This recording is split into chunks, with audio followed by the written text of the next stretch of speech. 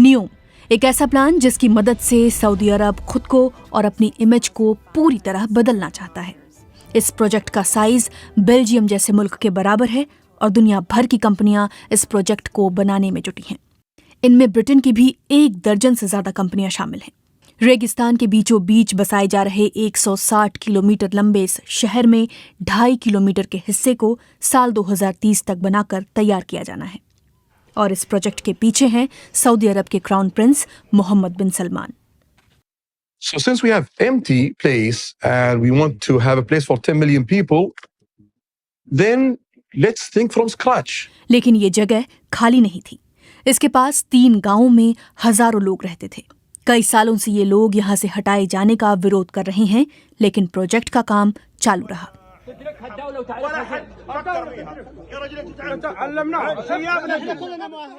ये Saudi Arab के पूर्व इंटेलिजेंस अधिकारी हैं और पिछले साल से यूके में रह रहे हैं डर के साए में।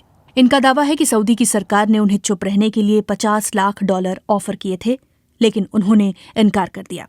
इन्होंने हमें बताया कि उन्हें साल 2020 में नियोम के पास एक गांव को खाली कराने का आदेश मिला था और सुरक्षा बलों को आदेश था कि जो जगह छोड़ने से इनकार करे उसे मार दिया जाए।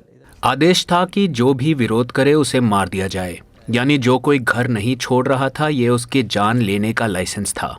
ऐसा आदेश पहले कभी नहीं दिया गया था कि शांतिपूर्ण एक्टिविटीज के खिलाफ घातक बल प्रयोग किया जाए। उनका कहना है कि वो तो इस मिशन से पीछे हट गए, लेकिन ये फिर भी जारी रहा। और ये है उस मिशन के बाद का दृश्य। दीवारें गोलियों से छलनी हैं। इस शख्स का नाम था अब्दुल रहीम हुवैती। उन्होंने अपना घर खाली करने से इनकार कर दिया था। सऊदी अरब के सुरक्षा बलों ने इन्हें मार डाला। सऊदी सरकार का कहना है कि वो एक हथियारबंद आतंकवादी थे जिन्होंने सुरक्षा बलों पर फायरिंग की थी, लेकिन संयुक्त राष्ट्र और मानवाधिकार संगठनों का कहना है कि उन्हें जगह खाली नहीं करने की वजह से गोली मार दी गई। नियोम प्रोजेक्ट में ट्रोजना नाम का एक स्की रिजॉर्ट भी बनाया जाना है। एंडी वर्थ इस गोलीबारी के कुछ दिन बाद ही ट्रोजेना के सीईओ बने थे। वो लगातार अब्दुल रहीम हुवैती की मौत के बारे में पूछते रहे और कुछ ही महीनों बाद उन्होंने अपने पद से इस्तीफा दे दिया। ये गैर जरूरी था। ये साफ तौर पर एक हत्या थी। इंसानी प्रगति किसी दूसरे इंसान को नुकसान पहुंचाकर नहीं की जाती। आप दूसरे लोगों की गर्दन पर पैर रखकर आगे नहीं बढ़ते। इसे इंसानों की तरक्की नहीं कहते। That's not human progress. मानवाधिकार संगठन अल-कश्त के मुताबिक जगह खाली कराए जाने का विरोध कर रहे 40 लोगों को हिरासत में लिया गया था और ये 3 लोग हैं जिन्हें आतंकवाद के आरोप में मौत की सजा सुनाई गई है। इनके बारे में हमारे सवालों का ना तो सऊदी सरकार ने कोई जवाब दिया, ना ही नियोम की तरफ से कोई प्रतिक्रिया आई। इस सैटेलाइट इमेज में आप वो गांव देख सकते हैं जहां ये रहते थे। यहाँ के घर, स्कूल और अस्पताल नक्शे से मिटा दिए गए हैं।